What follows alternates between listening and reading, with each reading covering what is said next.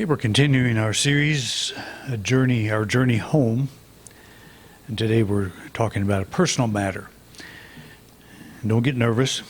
I'm not going to share personal information about my life, but I guess I am in a sense. It's personal to all of us. But the question was raised, and actually, Bev, I hope you don't mind, she raised it, but it's a good question because the question is, do we retain our personality even after we step from the body? And I don't think it was raised exactly that way, but that's how I put it down. But that question has been asked of me many times and asked of many other people many times. The atheist that thinks we are totally tied to the body doesn't think anything goes on, that anything happens after the death of the body. So the personality basically is a product of the brain function and of the body. And that's one way to look at it. And I guess if that's how you choose to see it, and many people do, that they don't conceive of anything happening once the body is gone. And so the whole point is to live life to its fullest now. And there's a lot of good to that part of that perspective. I think we go on, but the reason this question would come up also is because if you read the basic textbook of Unity, the former basic textbook of Unity, which is Lessons in Truth, there's a chapter devoted to personality and individuality, making a distinction between these two things. And it's, as Emily Cady points out, it's not an easy thing to grasp unless you just grasp it, unless you understand the difference in the surface level of our being, that part of us that is influenced by the body and by our earthly experience, by family and all the stuff there, as opposed to that I that I am, that I that as I look into the mirror and see that body there, I see that I have a body, but I'm not that body. What is this part of me that I am? Well, the question is asked, when we leave the body, do we still retain that sense of identity? And I think it's a great question. Because if you think about how much of the personality, how much it is influenced by this earthly experience. You know, we were raised in a certain family, we were raised in a place in a family, we have a birth order, there's that kind of influence. We were raised in a particular town and environment, a social environment. Maybe taken to church, maybe, the education that we received from the very beginning. We were somebody in that society. We attain certain status by the personality that we have. And we learn to adapt or adopt that aspects of personality that help us to get along in life. And so if we drop the body and we drop the environment in which we live, would the I that I am continue on? And the research into near death says yes, absolutely.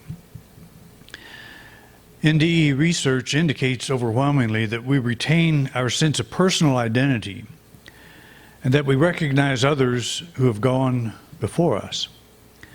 However, those who have had an NDE are often profoundly affected by the sense that they identify more with the reality of the soul.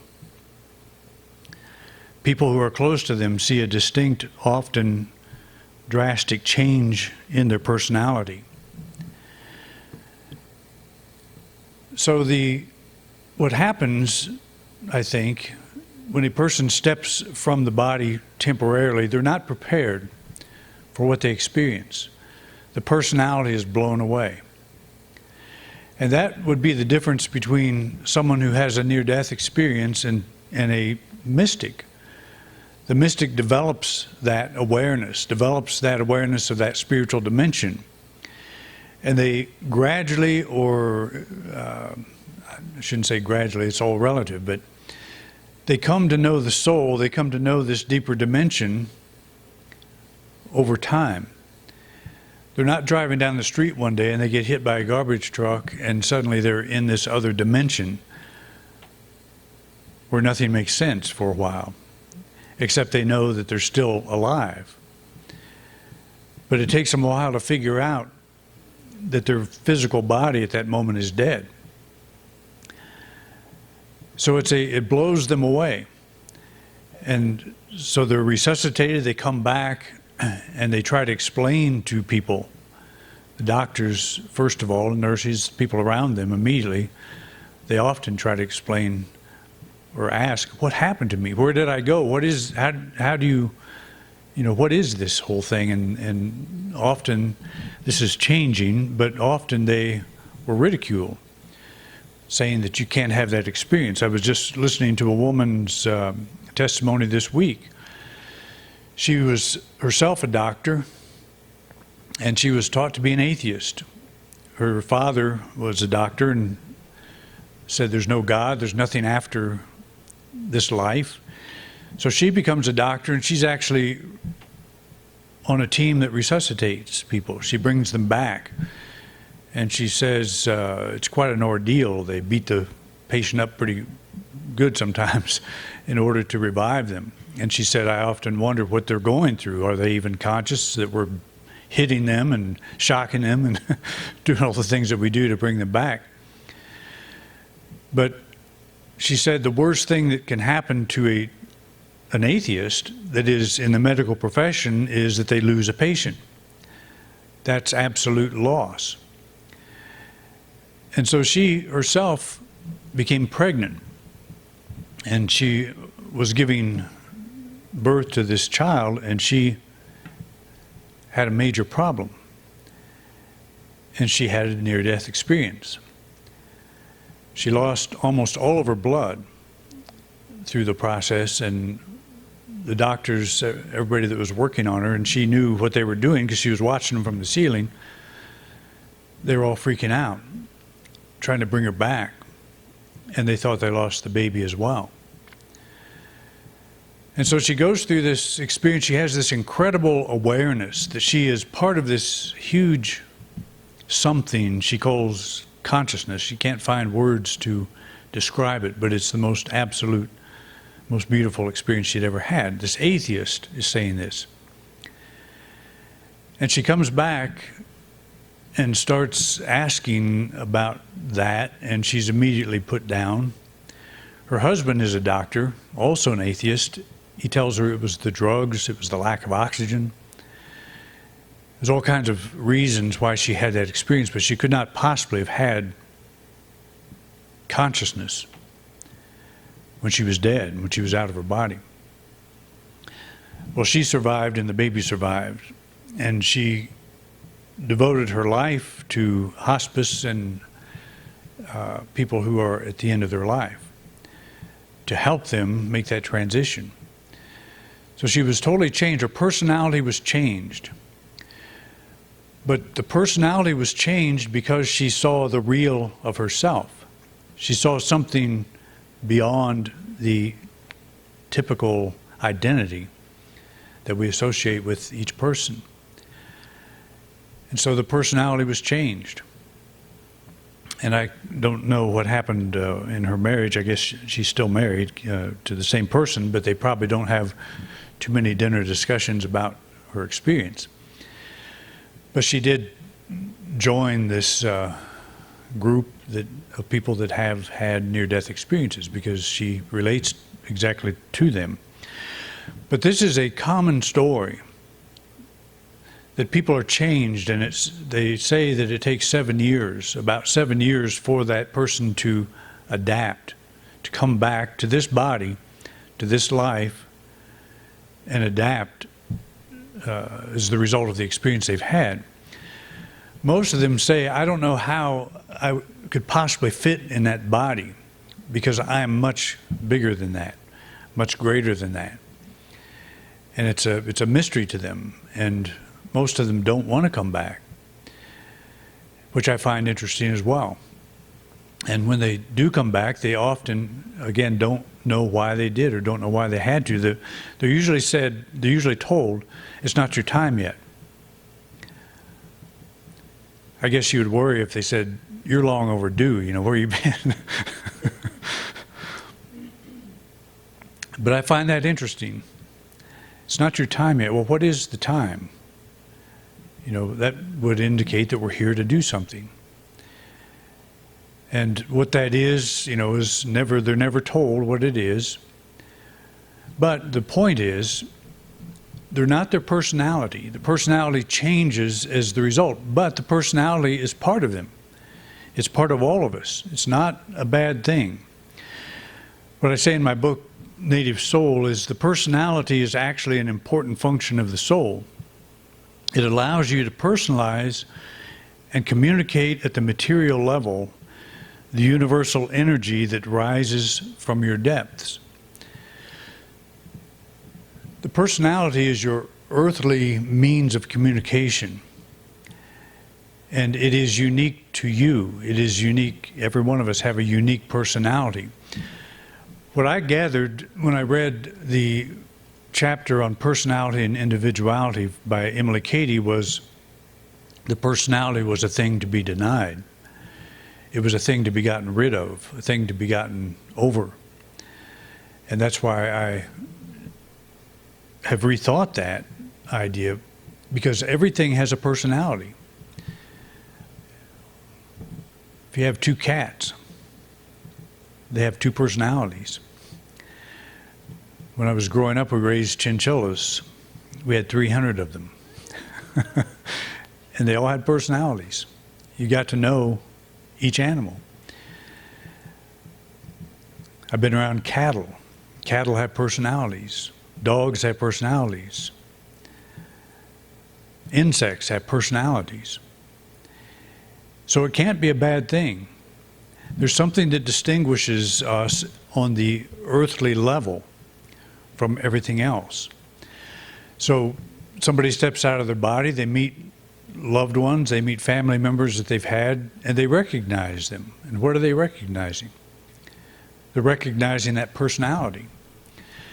So the personality is not to be eliminated, it's to be brought into alignment with what is true of us at the spiritual level. And that's the struggle that the near-death experiencer has. Is the personality I built before that experience doesn't fit my understanding now. But I'm still me. I'm still the person that I am, but I didn't know who I was.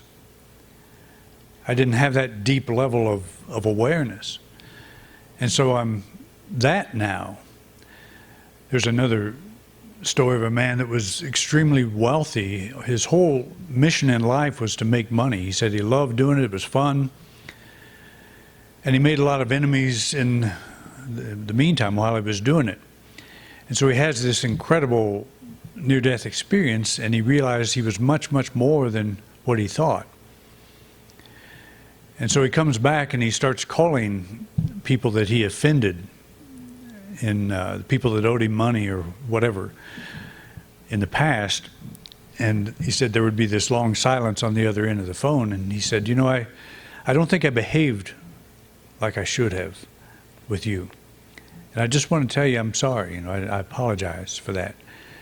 And he said the silence was even longer after that, because people that knew him thought he was a shark, thought he was a killer in the financial world. But his personality totally changed, and he became a social worker. He sold everything that he had. He sold his cars, sold his house, his mansions, all this stuff. And he became a social worker so he could help people get in touch with who they were at a deeper level. His personality was the same. Anybody that met him would recognize him, or any of these people would recognize them, some aspect of them. but there's some aspect of them that changes. The personality changes. So we retain our individuality, which expresses through the personality. And the difference is that if you're using the personality as your mailbox, as your way to get along in this world, and you try to build this effervescent personality so everybody will love you and you'll succeed in life, it's that part that goes, because what you realize at the spiritual dimension is there is something much deeper than that. It's the bedrock of spirit. Very difficult thing to explain. It's not explained. Our whole society is built on building a successful personality. We put a lot of emphasis on that. And there's nothing wrong with having a good personality. We're all drawn to good personalities. We're not putting that down. But it's like the story I shared with you a couple of weeks ago about the young man who committed suicide, that he was kind of everyone's go-to, apparently, from what I have heard, everyone's go-to friend. You know, when you need a friend, you go to this person and he consoles you. He's there for you.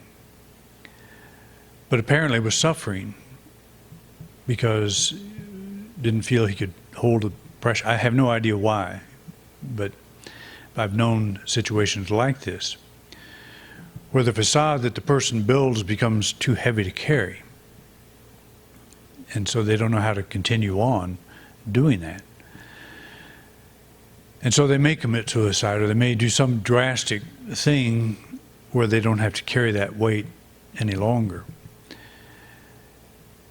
Well, that's what a near-death experience is. It gets us in touch with what is real. It's that narrow gate of awareness that Jesus talked about. The wide gate is the personality. Let's build that up. Let's develop that. Succeed based on that. It's when we identify more with the personality than we do with the soul that we run aground in the shallows of earth life. And Jesus put it this way: what good will it be for someone to gain the whole world yet forfeit their soul?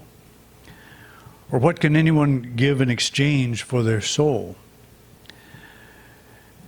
As we go through life, if we feel this kind of a gnawing sense that something is missing, something is lacking, that is the voice of God, or the voice of your soul, saying, you're out of touch with me. You're living at a surface level. And we don't look at that as a negative. We look at it as a positive. It's the very thing that caused us to pick up the self-help book, or to seek guidance of some kind, to seek help of some kind. There's something in us that knows we are more than the personality has developed, is showing forth. And I think that's what Katie was saying. It's not that the personality is a bad thing, but what makes the personality? What is it built on? What is it based on? Is it based on what we have and what we achieve and what people expect from us? Or is it based on what we know is true of ourselves at the deeper level? And again, the mystic is a person who would take time daily, or however often, to practice the presence, and let that transition be a gradual one. It's a little like riding a bicycle. If you've never ridden a bicycle and somebody tells you, you can get on this two-wheel vehicle and start pedaling and go anywhere you want, it might be hard to believe. They may write out all of the principles of motion and balance, give it to you, and so you can take it home and read it and see how bicycles work. You could read it and still not get it, still not understand. And the reason is because you have to get on the bicycle and start riding, start getting a feel for how to achieve balance while you're moving. I remember my father put me on my bicycle when I was pretty little and gave me a shove. And I did pretty well until I came to the corner. And he didn't instruct me on how to turn. And so I ended up hitting a curb and wanting to get rid of that bicycle forever. There's no sense in having that kind of danger in my life. But you get on it. You know, we talk about learning intuitively. You can't intellectually learn how to ride a bicycle. Something else has to take over. You have to actually get on it and maybe hit a few curbs going through your learning experience. But pretty soon you get where you learn how to ride it. And where does that come from? Where does that knowledge come from? It's not head knowledge. It's not personality. It's a soul learning. We don't think of it that way, of course. We would say that, you know, the body has to be trained. I've told you the story, I think, before, of the little boy that flashed by me one day on his bicycle with training wheels, and neither of the training wheels were touching the ground.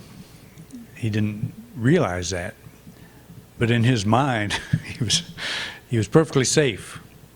He had his training wheels on. He didn't know he could ride the bike without them. But that's kind of how we go through life. You know, we use the personality to get along. We may use some talent that we have to get through life, to make friends, influence people, and whatever. We're taught to do that in all kinds of ways. But the truth is, we can ride the bicycle without the training wheels. They're never really touching the ground. It may just feel like it. They may have that sense of security that they're there. But you don't learn to ride a bicycle by reading about it, even by observing. What a person riding a bicycle will teach you is that it can be done. Now, in your mind, you may say, yes, it can be done, but not by me. By them, yes, not by me. But if it's to be done by you, a transition has to occur. You have to say, I could do that. See, that's to me what Jesus did. He was a bicycle rider. And we're all looking at him saying, wow, this guy can ride a bicycle. We're not really thinking about ourselves. Could I do that? Is he teaching something that I can't do? Is he showing me something that I can't do? Or is he showing me something that'll take me lifetimes to figure out? To me, that would be a valueless teaching. Somebody showing you that you can do something in 5 lifetimes. I think the church is responsible for creating that distance, not Jesus. Jesus got on the bicycle and rode circles around us and said, the things I'm doing here, you can do also. And you can even ride more circles. You can ride faster. I think what he taught is something that the average person could grasp, and that's, to me, why he had a following. It wasn't for the reasons we're told. It wasn't for the reasons we're taught. I think it was a lot simpler than that, a lot more down to earth than that. Because he asked the question, what good would it be for someone to gain the whole world and forfeit their soul? I think he was a soul teacher. He was all about getting in touch with the soul. What can anyone give in exchange for their soul? That was his mission, was to help people wake up. So we're told that no two snowflakes are alike. Every daisy in a field of thousands has distinguishing features. You know, your pets have individual personalities. Have you noticed that, or is that just me? We've had several dogs, you know, through our lives, and they've all been different. They all have a similar behavior, just like humans kind of have similar behavior. But we're all different. There's something that sets us apart. So we're not ever to condemn this part of us, this personality. But we are to realize we're more than that. That's the whole point. That's the journey home. I'm not this outer person. I'm not this facade that I'm wearing at this moment. I'm something deeper than that. And as we begin that process of waking up to what is the soul? What is that part of me? What is this I that I am?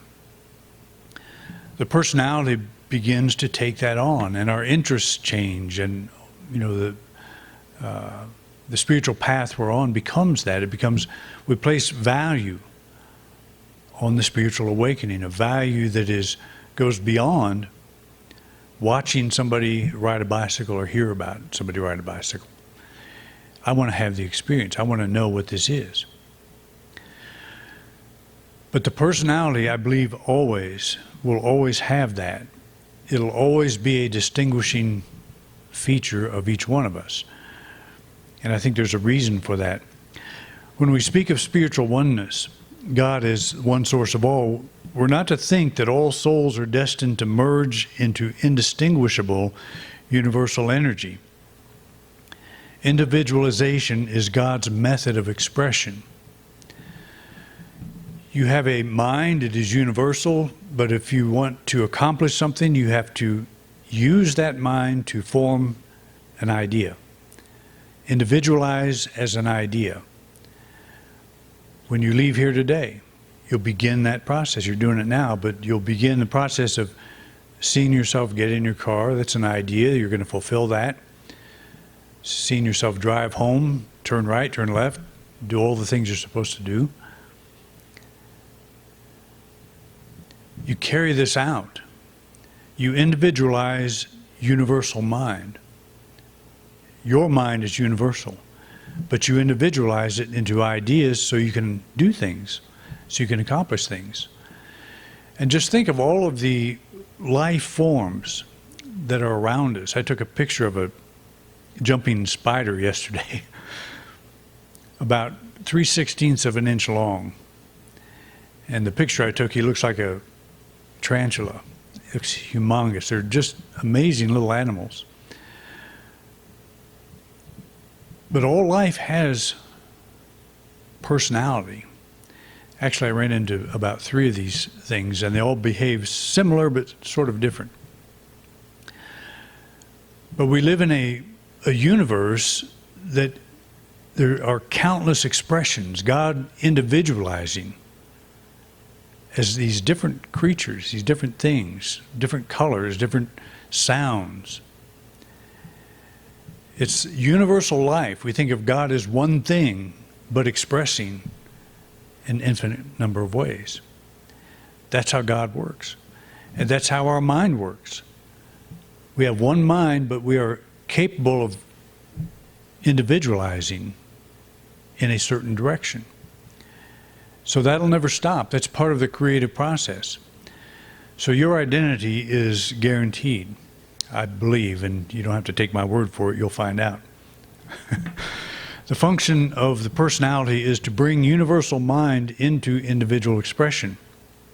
Our journey home is truly a process of bringing our personality into alignment with what is true of the soul. So don't worry about losing who you think you are. You'll only gain who you are. But there's no part of ourselves that should be denied in the sense that it's negative, I've got to get rid of it. The personality is an important part of how you express yourself. All right? Thanks for coming out, and we will see you again next week.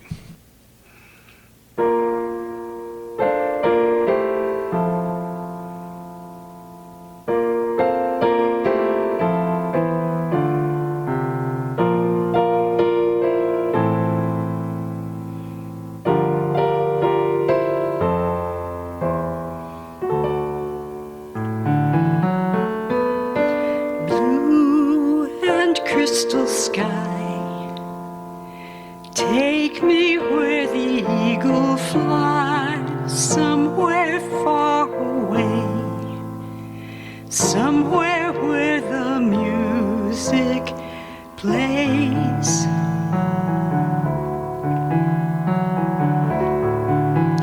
Where the wind blows cool on my face,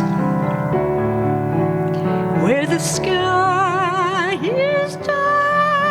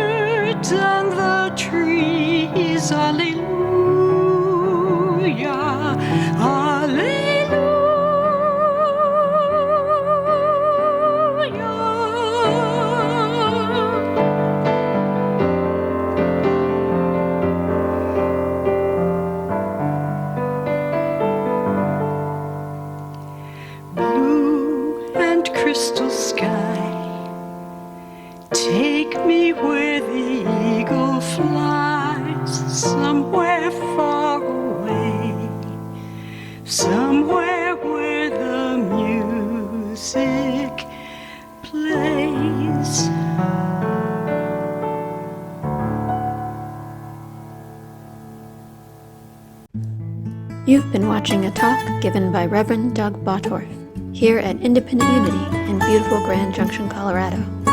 Thank you for watching. Please like and subscribe. It really helps us spread our message. If you would like to support us, you can do so by clicking the button in the right-hand corner of the video screen. We greatly appreciate your support. Thanks again for watching.